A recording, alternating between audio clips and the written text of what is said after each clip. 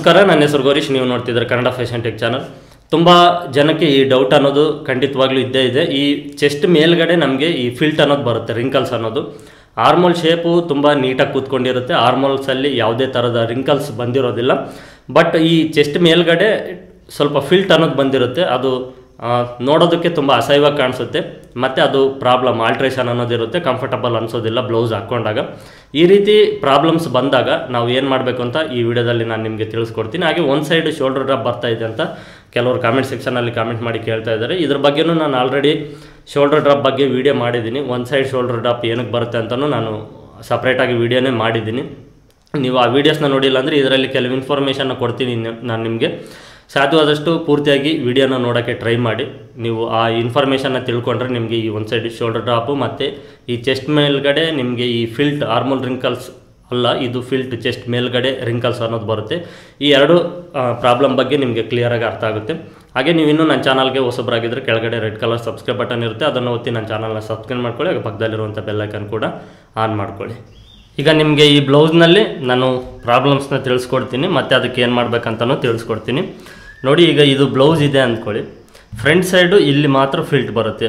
ಈಗ ನಾರ್ಮಲಾಗಿ ನೋಡೋಕೆ ಈ ರೀತಿ ಇರುತ್ತೆ, ಬಟ್ ಹಾಕ್ಕೊಂಡಾಗ ಏನಾಗುತ್ತೆ ಅಂದರೆ ಸ್ವಲ್ಪ ಈ ರೀತಿ ಬ್ಲೌಸ್ ಸ್ವಲ್ಪ ಟೈಟ್ ಅನ್ನೋದಾಗುತ್ತೆ. ಆದಾಗ ಏನಾಗುತ್ತೆ ಅಂದರೆ ಕರೆಕ್ಟಾಗಿ ಈ ಜಾಗದಲ್ಲಿ ಈ ನೆಕ್, ಕರೆಕ್ಟಾಗಿ ಈ ನೆಕ್ ಜಾಗದಿಂದ ಮತ್ತು ಈ ಕಂಕುಳ ಭಾಗದವರೆಗೂ ಇಲ್ಲೊಂದು ಫಿಲ್ಟ್ ಅನ್ನೋದು ಬರುತ್ತೆ. ಈ ರೀತಿ ಫಿಲ್ಟ್ ಅನ್ನೋದು ಬಂದು ಅದು ಐರನ್ ಮಾಡಿದಾಗ ಎಷ್ಟು ನೀಟಾಗಿರುತ್ತೋ ಅಷ್ಟು ನೀಟಾಗಿ ಅದು ಫಿಲ್ಟ್ ಅನ್ನೋದು ಆಗಿಬಿಡುತ್ತೆ.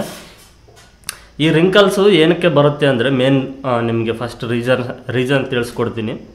ಈ ಫಿಲ್ಟ್ ಅನ್ನೋದು ಮೇಯ್ನಾಗಿ ಏನಾಗುತ್ತೆ, ಬ್ಯಾಕ್ ಸೈಡ್ ಪಾರ್ಟು ಮತ್ತು front side part chest measurement ಏನಿರುತ್ತೋ, ಈಗ ನೋಡಿ ಇದರಲ್ಲಿ ತಿಳಿಸ್ಕೊಡ್ತೀನಿ. ಈ ಗ್ಯಾಪ್ ಅನ್ನೋದು ಇರುತ್ತಲ್ವ, ಈ ಗ್ಯಾಪ್ ಅನ್ನೋದು ಕೆಲವ್ರು ಬಾಡಿ ಮೆಜರ್ಮೆಂಟ್ಗೆ ಕೆಲವು ಟೈಪ್ ಬರುತ್ತೆ. ಕೆಲವ್ರಿಗೆ ಫ್ರಂಟ್ ಸೈಡು ಸ್ವಲ್ಪ ಚೆಸ್ಟ್ ಅನ್ನೋದು ಜಾಸ್ತಿ ಇದ್ದಾಗ ಏನಾಗುತ್ತೆ ಅಂದರೆ ಈ ಗ್ಯಾಪ್ ಅನ್ನೋದು ಸ್ವಲ್ಪ ಹತ್ರ ಬರಬೇಕಂದ್ರೆ ಈ ರೀತಿ ಹತ್ರ ಇರಬೇಕು. ಇದು ಹತ್ರ ಇಲ್ದಂಗೆ ಮತ್ತೆ ಇನ್ನು ಸ್ವಲ್ಪ ಈ ರೀತಿ gap front side part chest measurement ಈ ಗ್ಯಾಪ್ ಅನ್ನೋದು ಜಾಸ್ತಿ ಆದಾಗ ಏನಾಗುತ್ತೆ, ಬ್ಲೌಸ್ ಹಾಕ್ಕೊಂಡಾಗ ಈ ರೀತಿ ಇದಕ್ಕೆ ಉಕ್ಸ್ ಅನ್ನೋದು ಹಾಕ್ಕೊಂಡಾಗ ಏನಾಗುತ್ತೆ ಅಂದರೆ ಈ ಜಾಗದಲ್ಲಿ ಈ ರೀತಿ ಟೈಟ್ ಅನ್ನೋದು ಆಗಿಬಿಡುತ್ತೆ. Front side part, back side part ಕರೆಕ್ಟಾಗಿರುತ್ತೆ, ಫ್ರಂಟ್ ಸೈಡ್ ಪಾರ್ಟು ಈ ರೀತಿ ಉಕ್ಸ್ ಹಾಕ್ಕೊಂಡಾಗ ನೋಡಿ ಈ ರೀತಿ ಸ್ವಲ್ಪ ಟೈಟ್ ಆಗುತ್ತೆ. ಆದಾಗ ಏನಾಗುತ್ತೆ ಅಂದರೆ ಇಲ್ಲಿ ಒಂದು ಸ್ವಲ್ಪ ಫಿಲ್ಟ್ ಅನ್ನೋದು ಬರುತ್ತೆ. ಮತ್ತು ಈ ಚೆಸ್ಟ್ ಮೆಜರ್ಮೆಂಟಲ್ಲಿ ಈ ಕಪ್ ಸೈಜ್ ಏನಿರುತ್ತೋ ಈ ಕಪ್ಸು ನಿಮಗೆ ಆ ಬ್ಲೌಸ್ ಹಾಕ್ಕೊಂಡಾಗ ಅವ್ರಿಗೆ ಕಪ್ಸ್ ಅನ್ನೋದು ಪರ್ಫೆಕ್ಟಾಗಿ ಕೂತಿರುತ್ತೆ. ಕಪ್ಸಲ್ಲಿ ಯಾವುದೇ ಥರದ ಪ್ರಾಬ್ಲಮ್ಮು ಇರೋದಿಲ್ಲ.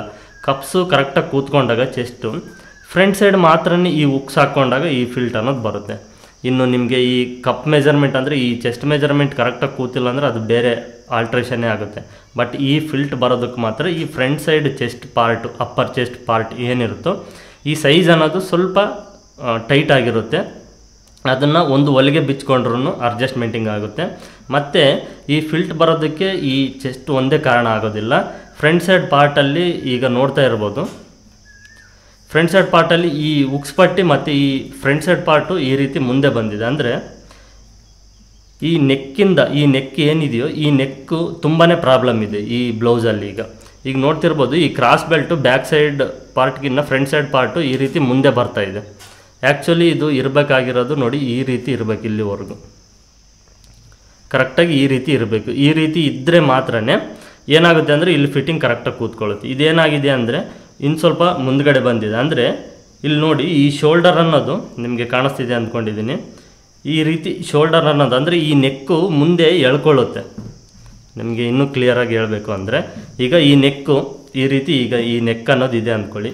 ಈ ಉಕ್ಸ್ ಹಾಕ್ಕೊಂಡಾಗ ಏನಾಗುತ್ತೆ ಅಂದರೆ ಈ ನೆಕ್ ಅನ್ನೋದು, ಈ ಶೋಲ್ಡ್ರ್ ಅನ್ನೋದು ಈ ರೀತಿ ಮುಂದ್ಗಡೆ ಬರುತ್ತೆ. ಈ ಮೇಲ್ಗಡೆ ಶೋಲ್ಡ್ರ್ ಇಲ್ಲಿ ಟೈಟ್ ಆಗುತ್ತೆ. ಈ ನೆಕ್ಕು ಮೇಯ್ನಾಗಿ ಈ ನೆಕ್ಕು ಟೈಟ್ ಆದಾಗೇ ಇದು ಒಂದು ಸ್ವಲ್ಪ ಹೇಳ್ಕೊಳ್ಳೋಕೆ ಚಾನ್ಸಸ್ ತುಂಬಾ ಇರುತ್ತೆ. ಅದ್ರ ಜೊತೆಗೆ ಚೆಸ್ಟ್ ಏನಾದರೂ ಒಂದು ಸ್ವಲ್ಪ ಟೈಟ್ ಆಯಿತು ಅಂದರೆ ಇನ್ನು ಈ ಫಿಲ್ಟ್ ಅನ್ನೋದು ಈಗ ನೋಡ್ತಾ ಇರ್ಬೋದು, ಈ ಫಿಲ್ಟ್ ಆಟೋಮೆಟಿಕ್ ಈ ಫಿಲ್ಟ್ ಅನ್ನೋದು ಬಂದುಬಿಡುತ್ತೆ.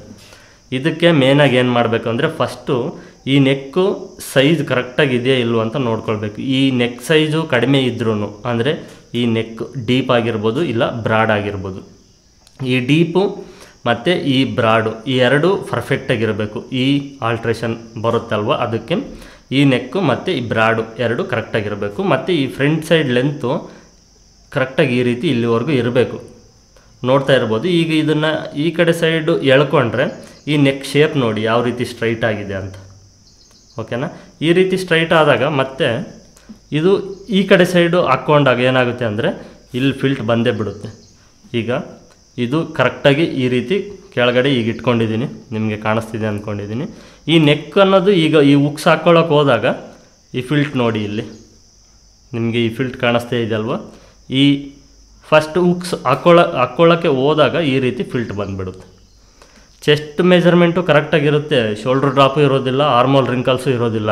ಬಟ್ ಏನಾಗುತ್ತೆ ಅಂದರೆ ಈ ನೆಕ್ ಅನ್ನೋದು ನಾವು ಯಾವಾಗ ಕಡಿಮೆ ಕಟ್ ಮಾಡಿರ್ತೀವೋ ಈ ಉಕ್ಸ್ ಪಟ್ಟೆ ಅನ್ನೋದು ಮೇಲ್ಗಡೆ ಬಂದುಬಿಡುತ್ತೆ. ಈ ರೀತಿ ಮೇಲ್ಗಡೆ ಬಂದಾಗ ಮತ್ತು ಈ ಚೆಸ್ಟ್ ಪರ್ಫೆಕ್ಟಾಗಿ ಕೂತ್ಕೊಳ್ಬೇಕಂದ್ರೆ ಇದು ಹಾಕ್ಕೊಂಡಾಗ ಈ ರೀತಿ ಹೋಗುತ್ತೆ, ಕೆಳಗಡೆ ಹೋದಾಗ ಈ ನೆಕ್ ಶೇಪ್ ಅನ್ನೋದು ಹಾಳಾಗೋಗುತ್ತೆ. ಈ ನೆಕ್ ಶೇಪ್ ಹಾಳಾಗೋದಾಗ ಮತ್ತು ಈ ಉಕ್ಸ್ ಹಾಕ್ಕೊಂಡಾಗ ಇಲ್ಲಿ ಫಿಲ್ಟ್ ಅನ್ನೋದು ಬರುತ್ತೆ. ಇದು ಮೇನ್ ರೀಸನ್ನು. ಇದು ಈ ಫಿಲ್ಟ್ ಬರೋದಕ್ಕೆ ಕಾರಣ. ನೀವು chest measurement, upper chest measurement ನಿಮಗೆ ಈ ಫ್ರಂಟ್ ಸೈಡ್ ಪಾರ್ಟ್ ಕಟಿಂಗ್ ಮಾಡಿದಾಗ ಈ ಅಪ್ಪರ್ ಚೆಸ್ಟ್ ಮೆಜರ್ಮೆಂಟ್ ಏನಿರುತ್ತೋ ಅದನ್ನು ಪರ್ಫೆಕ್ಟಾಗಿ ಒಂದು ಸಾರಿ ಚೆಕ್ ಮಾಡ್ಕೊಳ್ಳಿ. ನೀಟಾಗಿ 1 ಪಾಯಿಂಟು 2 ಪಾಯಿಂಟ್ವರೆಗೂ ಒಂದು ಸ್ವಲ್ಪ ಲೂಸ್ ಇಟ್ಟರೂ ಪರವಾಗಿಲ್ಲ, ಜಾಸ್ತಿ ಟೈಟ್ ಅಂಟು ಮಾಡೋಕ್ಕೆ ಹೋಗಬೇಡಿ. ಹಾಗೆ ಈ ಫ್ರಂಟ್ ಸೈಡ್ ನೆಕ್ಕು ಕಟ್ ಮಾಡಬೇಕಾದ್ರೆ ತುಂಬ ಜನ ತುಂಬ ಪ್ರಾಬ್ಲಮ್ ಮಾಡ್ತಾರೆ. ಮೆಜರ್ಮೆಂಟ್ ಬ್ಲೌಸ್ ಕೊಟ್ಟಾಗ ನೀಟಾಗಿ ಈ ರೀತಿ ಹಾಕ್ಕೊಳ್ಬೇಕು. ಈ ಸ್ಲೀವ್ಸ್ನ ಈ ರೀತಿ ಉಲ್ಟಾ ಮಾಡ್ಕೊಳ್ಳಿ. ಉಲ್ಟಾ ಮಾಡಿಕೊಂಡು ಈ ರೀತಿ ನೀಟಾಗಿ ಹಾಕ್ಕೊಳ್ಬೇಕು. ಈ ರೀತಿ ಟೈಟಾಗಿ ಇದನ್ನು ನೀಟಾಗಿ ಈ ರೀತಿ ಟೈಟಾಗಿ ಫ್ರಂಟ್ ಸೈಡ್ ನೆಕ್ ಎಳ್ಕೊಂಡು ಈ ನೆಕ್ ಅನ್ನೋದು ಈ ರೀತಿ ಹಾಕ್ಕೊಂಡು ಮಾರ್ಕಿಂಗ್ ಅನ್ನೋದು ಮಾಡ್ಕೊಳ್ಬೇಕು. ಮಾಡಿಕೊಂಡು ನೀವು ನೆಕ್ಕನ್ನ ಪರ್ಫೆಕ್ಟಾಗಿ ಕಟ್ ಮಾಡಬೇಕು. ಮತ್ತು ನಾನು ನಿಮಗೆ ಲಾಸ್ಟ್ ವೀಡಿಯೋದಲ್ಲಿ ಹೊಲ್ದಿರುವಂಥ ಬ್ಲೌಸ್ನ ಯಾವ ರೀತಿ ಚೆಕ್ ಮಾಡೋದಂತ ಲಾಸ್ಟ್ ವೀಡಿಯೋ ನಾನು ನಿಮಗೆ ಅಪ್ಲೋಡ್ ಮಾಡಿದ್ದೀನಿ. ಆ ವಿಡಿಯೋ ನನ್ನ ಚಾನಲಲ್ಲಿದೆ, ನೋಡಿ. ನೀವು ಏನು ಮಾಡ್ತೀರ ಅಂದರೆ ಹೊಲ್ದ ನಂತರ ಈ ಫ್ರಂಟ್ ಪಟ್ಟಿ ಮತ್ತು ಈ ನೆಕ್ಕು ಎರಡನ್ನೂ ಮೆಜರ್ಮೆಂಟ್ ಬ್ಲೌಸ್ ಕೊಟ್ಟಾಗ ಚೆಕ್ ಮಾಡ್ಕೊಳ್ಳಿ ಕರೆಕ್ಟಾಗಿ. ಆವಾಗಲೇ ನಿಮಗೆ ಗೊತ್ತಾಗುತ್ತೆ ಈ ಆಲ್ಟ್ರೇಷನ್ ಯಾವ್ದು ಬರ್ತಿದೆ ಯಾವ್ದು ಬರ್ತಾ ಇಲ್ಲ ಅಂತ. ಓಕೆನಾ, ಇದು ನಿಮಗೆ ಈ ಪ್ರಾಬ್ಲಮ್ಮು ಮತ್ತು ಏನು ಮಾಡಬೇಕು ಅನ್ನೋದು ನಾನು ನಿಮಗೆ ಈಗ ಹೇಳಿದ್ದೀನಿ. ಇದು ಅರ್ಥ ಆಗಿದೆ ಅಂದ್ಕೊಂಡಿದ್ದೀನಿ. ಮೇಯ್ನಾಗಿ ಈ ನೀವು ಅಪ್ಪರ್ ಚೆಸ್ಟ್ ನೋಡ್ಕೊಳ್ಳಿ ಮತ್ತು ಈ ನೆಕ್ ರೌಂಡು ಅಂದರೆ ಈ ಡೀಪು ಮತ್ತು ಈ ಬ್ರಾಡ್ ಎರಡನ್ನೂ ಪರ್ಫೆಕ್ಟಾಗಿ ನೋಡಿಕೊಂಡು ಕಟ್ ಮಾಡಿ ಸ್ಟಿಚ್ ಮಾಡಿ. ಈ ಪ್ರಾಬ್ಲಮ್ ಅನ್ನೋದು ಬರೋದಿಲ್ಲ. ಒಂದು ವೇಳೆ ನಿಮಗೆ ಈ ಪ್ರಾಬ್ಲಮ್ ಅನ್ನೋದು ಬ್ಲೌಸ್ ಹೊಲ್ದ ನಂತರ ಬಂತು ಅಂದರೆ ನೀವೇನು ಮಾಡೋಕ್ಕೂ ಆಗೋಲ್ಲ, ಮತ್ತು ಇದನ್ನು ಡೀಪ್ ಮಾಡ್ಕೊಳ್ಳೋಕ್ಕೂ ಆಗೋಲ್ಲ, ಏನು ಮಾಡೋಕ್ಕೂ ಆಗೋಲ್ಲ. ಅದನ್ನು ಫಸ್ಟೇ ನೀವು ನೋಡಿಕೊಂಡು ಕಟಿಂಗ್ ಅನ್ನೋದು ಮಾಡ್ಕೊಳ್ಬೇಕು. ಹೊಲ್ದ ನಂತರ ಕೆಲವು ಮಾತ್ರ ಅಡ್ಜಸ್ಟ್ಮೆಂಟಿಂಗ್ ಮಾಡೋಕ್ಕಾಗುತ್ತೆ, ಇನ್ನು ಕೆಲವು ಬ್ಲೌಸಲ್ಲಿ ಅಡ್ಜಸ್ಟ್ಮೆಂಟಿಂಗ್ ಅನ್ನೋದು ಮಾಡೋಕ್ಕಾಗೋದಿಲ್ಲ.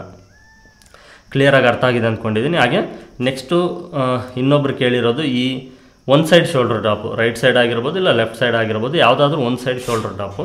ಈ ಒಂದು ಸೈಡ್ ಶೋಲ್ಡರ್ ಡ್ರಾಪ್ ಏನಕ್ಕೆ ಬರುತ್ತೆ ಅಂತ ಕೇಳ್ತಾ ಇದ್ದಾರೆ ಪದೇ ಪದೇ. ನೋಡಿ, ನೀವು ನನ್ನ ಲಾಸ್ಟ್ ವೀಡಿಯೋಸ್ ನೋಡಿಲ್ಲ ಅಂದರೆ ಇದರಲ್ಲಿ ನಿಮಗೆ ಇಂಪಾರ್ಟೆಂಟಾಗಿ ಒಂದು ಪಾಯಿಂಟ್ ತಿಳಿಸ್ತೀನಿ ನಾನು, ಅದನ್ನು ಚೆನ್ನಾಗಿ ನೆನಪಿನಲ್ಲಿ ಇಟ್ಕೊಳ್ಳಿ. ಬ್ಲೌಸ್ನ ಕಟಿಂಗ್ ಮಾಡಬೇಕಾದ್ರೆ, ಯಾವುದೇ ಬ್ಲೌಸ್ನ ಕಟಿಂಗ್ ಮಾಡಬೇಕಾದ್ರೆ ಫ್ರಂಟ್ ಸೈಡ್ ಪಾರ್ಟು ಮತ್ತು ಬ್ಯಾಕ್ ಸೈಡ್ ಪಾರ್ಟು ಫೋಲ್ಡಿಂಗ್ನಲ್ಲೇ ಕಟಿಂಗ್ ಮಾಡಿರ್ತೀವಿ. ಅಂದರೆ ಈಗ ಈ ಫ್ರಂಟ್ ಸೈಡ್ ಪಾರ್ಟ್ ಇದೊಂದು ಸಪ್ರೇಟಾಗಿ ಯಾವತ್ತೂ ಕಟಿಂಗ್ ಮಾಡೋದಿಲ್ಲ. ಫ್ರಂಟ್ ಸೈಡ್ ಪಾರ್ಟ್ ಎರಡನ್ನೂ ನಾವು ಒಟ್ಟಿಗೆ ಕಟಿಂಗ್ ಮಾಡ್ತೀವಿ. ಒಟ್ಟಿಗೆ ಕಟಿಂಗ್ ಮಾಡಬೇಕಾದ್ರೇ ಈ ಬ್ರಾಡು ತೊಗೊಂಡಿರ್ತೀವಿ, ನೆಕ್ ಬಿಡ್ತು ನೆಕ್ ಶೇಪ್ ತೊಗೊಂಡಿರ್ತೀವಿ. ಪ್ರತಿಯೊಂದು ನಾವು ಇದನ್ನು ಫೋಲ್ಡಿಂಗ್ ಮಾಡಿ ಡಬಲಲ್ಲೇ ತೊಗೊಂಡಿರ್ತೀವಿ, ಸಿಂಗಲ್ಲಾಗಿ ಯಾವುದು ತಗೊಂಡಿರೋದಿಲ್ಲ. ಓಕೆನಾ, ಆ ರೀತಿ ಡಬಲಾಗಿ ತೊಗೊಂಡು ನಾವು ಕಟಿಂಗ್ ಮಾಡಿದಾಗ ಒಂದು ಸೈಡ್ ಮಾತ್ರ ಶೋಲ್ಡರ್ ಡ್ರಾಪ್ ಬರ್ತಾ ಇದೆ ಅಂದರೆ ಸ್ಟಿಚಿಂಗ್ ಮಾಡಬೇಕಾದ್ರೆ ಖಂಡಿತವಾಗ್ಲೂ ನೀವು ಪ್ರಾಬ್ಲಮ್ ಮಾಡಿರ್ತೀರ. ಕಟಿಂಗಲ್ಲಿ ಇದು ಯಾವುದೇ ಥರದ ಪ್ರಾಬ್ಲಮ್ಮು ಆಗಿರೋದಿಲ್ಲ. ಒಂದು ಸೈಡ್ ಶೋಲ್ಡರ್ ಡ್ರಾಪ್ ಬಂದರೆ, ಎರಡೂ ಸೈಡು ಶೋಲ್ಡರ್ ಡ್ರಾಪ್ ಬಂತು ಅಂದರೆ ಕಟಿಂಗಲ್ಲಿ ಪ್ರಾಬ್ಲಮ್ ಆಗಿರುತ್ತೆ. ಬಟ್ ಒಂದು ಸೈಡು ಕರೆಕ್ಟಾಗಿದೆ, ಒಂದು ಸೈಡು ಶೋಲ್ಡರ್ ಡ್ರಾಪ್ ಬಂದಿದೆ ಅಂದರೆ ನಿಮಗೆ ಸ್ಟಿಚಿಂಗಲ್ಲೇ ಅದು ಪ್ರಾಬ್ಲಮ್ ಅನ್ನೋದು ಆಗಿರುತ್ತೆ. ಆ ಸ್ಟಿಚಿಂಗಲ್ಲಿ ಪ್ರಾಬ್ಲಮ್ ಎಲ್ಲಾಗಿರುತ್ತೆ ಅಂದರೆ ನೀವು ಈ ನೆಕ್ಕನ್ನ ಪೈಪಿಂಗ್ ಮಾಡಬೇಕಾದ್ರೆ ಮತ್ತು ಲೈನಿಂಗ್ ಅಟ್ಯಾಚ್ ಮಾಡಬೇಕಾದ್ರೆ ಎರಡರಲ್ಲಿ ಮೇಜರಾಗಿ ಪ್ರಾಬ್ಲಮ್ ಆಗಿರುತ್ತೆ. ನೀವು ಅಲ್ಲೇ ಪ್ರಾಬ್ಲಮ್ ಮಾಡಿರೋದು.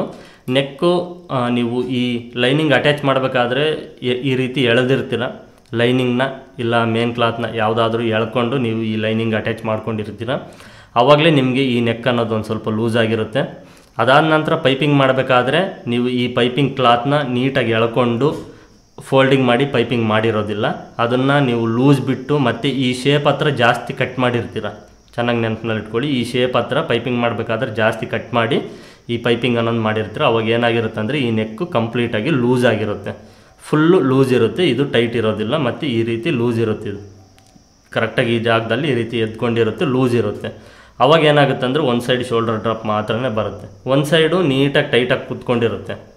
ಒಂದು ಸೈಡ್ ಮಾತ್ರ ಲೂಸ್ ಆಗಿರುತ್ತೆ, ಲೈನಿಂಗ್ ಅಟ್ಯಾಚ್ ಮಾಡಿರ್ಬೋದು ಇಲ್ಲ ಪೈಪಿಂಗ್ ಲೂಸಾಗಿ ಮಾಡಿರ್ಬೋದು. ಈ ಎರಡು ಕಾರಣದಿಂದ ನಿಮಗೆ ಒಂದು ಸೈಡ್ ಶೋಲ್ಡರ್ ಡ್ರಾಪ್ ಅನ್ನೋದು ಬರುತ್ತೆ. ಇದು ಮೇಜರ್ 50% 50-60% ಇದೇ ಕಾರಣ. ನೀವು ಈ ಲೈನಿಂಗ್ ಅಟ್ಯಾಚ್ ಮಾಡಿರೋದು ಮತ್ತು ಈ ನೆಕ್ಕಿಗೆ ಪೈಪಿಂಗ್ ಮಾಡಿರೋದು, ಇದರಲ್ಲೇ ನೀವು ಅದನ್ನು ಅವಾಯ್ಡ್ ಮಾಡಿಕೊಂಡು ರೆಡಿ ಮಾಡ್ಕೊಳ್ಬೇಕು. ಒಂದು ವೇಳೆ ನೀವು ಏನಾದರೂ ಹೊಲ್ದಿರುವಂಥ ಬ್ಲೌಸಲ್ಲಿ ಒಂದು ಸೈಡ್ ಶೋಲ್ಡರ್ ಡ್ರಾಪ್ ಬಂದರೆ ಈ ಶೋಲ್ಡರ್ ಹತ್ರ ಕರೆಕ್ಟಾಗಿ ಈ ರೀತಿ ಈ ಎರಡನ್ನು ಜೋಡಿಸ್ಕೊಂಡು ಇಲ್ಲಿ ಕ್ರಾಸಾಗಿ ಒಂದು ಸ್ಟಿಚ್ಚನ್ನು ಈ ರೀತಿ ಹಾಕ್ಕೊಳ್ಳಿ. ಹಾಕ್ಕೊಂಡಾಗ ಏನಾಗುತ್ತೆ ಅಂದರೆ ಈ ರೀತಿ ಒಂದು ಸೈಡ್ ನೀವು ಹಾಕ್ಕೊಂಡ್ರೆ ಕ್ರಾಸಾಗಿ ಈ ನೆಕ್ ಅನ್ನೋದು ಇಲ್ಲಿ ಇದು ಟೈಟಾಗಿ ಇಟ್ಕೊಂಡಾಗ ಆ ಶೋಲ್ಡರ್ ಡ್ರಾಪ್ ಅವಾಯ್ಡ್ ಅನ್ನೋದು ಆಗುತ್ತೆ. ಬಟ್ ಇದು ನಿಮಗೆ ತಾತ್ಕಾಲಿಕ ಮಾತ್ರನೇ, ಇದು ಪರ್ಮನೆಂಟ್ ಸೊಲ್ಯೂಷನ್ ಅಲ್ಲ. ನೀವು ಸ್ಟಿಚಿಂಗ್ ಮಾಡಬೇಕಾದ್ರೆ ಈ ಲೈನಿಂಗ್ ಅಟ್ಯಾಚ್ ಮಾಡ್ಕೊಳ್ಳೋದು ಮತ್ತು ಈ ಪೈಪಿಂಗು ಎಳೆದು ಟೈಟಾಗಿ ಈ ಪೈಪಿಂಗ್ ಅನ್ನೋದು ಕೂತ್ಕೊಳ್ಬೇಕು. ಆ ರೀತಿ ಪೈಪಿಂಗ್ ಮಾಡಿದಾಗಲೇ ನಿಮಗೆ ಈ ಒಂದು ಸೈಡ್ ಶೋಲ್ಡರ್ ಡ್ರಾಪ್ ಅನ್ನೋದು ಬರೋದಿಲ್ಲ. ಇವು ಮೇನ್ ರೀಸನ್ಸು. ನಿಮಗೆ ಈ ವಿಡಿಯೋ ಹೇಗಿದೆ ಅಂತ ನನಗೆ ಕಾಮೆಂಟ್ ಸೆಕ್ಷನಲ್ಲಿ ಕಾಮೆಂಟ್ ಮಾಡಿ ತಿಳಿಸಿ. ಈ ಡೌಟ್ಸ್ಗಳ ಬಗ್ಗೆ ಅಂದರೆ ಈ ಫ್ರಂಟ್ ಸೈಡು ಈ ಫಿಲ್ಟ್ ಬಗ್ಗೆ ಮತ್ತು ಒಂದು ಸೈಡ್ ಶೋಲ್ಡರ್ ಡ್ರಾಪ್ ಬಗ್ಗೆ ನಾನು ಹೇಳಿರುವಂಥ ಮಾಹಿತಿ ನಿಮ್ಗೆ ಹೇಗೆ ಅನ್ನಿಸ್ತು ಅಂತ ನನಗೆ ಕಾಮೆಂಟ್ ಸೆಕ್ಷನಲ್ಲಿ ಕಾಮೆಂಟ್ ಮಾಡಿ ತಿಳಿಸಿ. ಹಾಗೆ ನಿಮಗೆ ಈ ವಿಡಿಯೋ ಇಷ್ಟ ಆಗಿದೆ ಅಂದ್ಕೊಂಡಿದ್ದೀನಿ. ಇಷ್ಟ ಆಗಿದ್ದರೆ ಈ ವಿಡಿಯೋಗೆ ಒಂದು ಲೈಕ್ ಮಾಡಿ, ಶೇರ್ ಮಾಡಿ. ಹಾಗೆ ನೀವು ಇನ್ನೂ ನನ್ನ ಚಾನಲ್ಗೆ ಹೊಸಬ್ರಾಗಿದ್ದರೆ ಕೆಳಗಡೆ ರೆಡ್ ಕಲರ್ ಸಬ್ಸ್ಕ್ರೈಬ್ ಬಟನ್ ಇರುತ್ತೆ, ಅದನ್ನು ಒತ್ತಿ ನನ್ನ ಚಾನಲ್ನ ಸಬ್ಸ್ಕ್ರೈಬ್ ಮಾಡಿಕೊಂಡು ಪಕ್ಕದಲ್ಲಿರುವಂಥ ಬೆಲ್ಲೈಕನ್ ಕೂಡ ಆನ್ ಮಾಡ್ಕೊಳ್ಳಿ.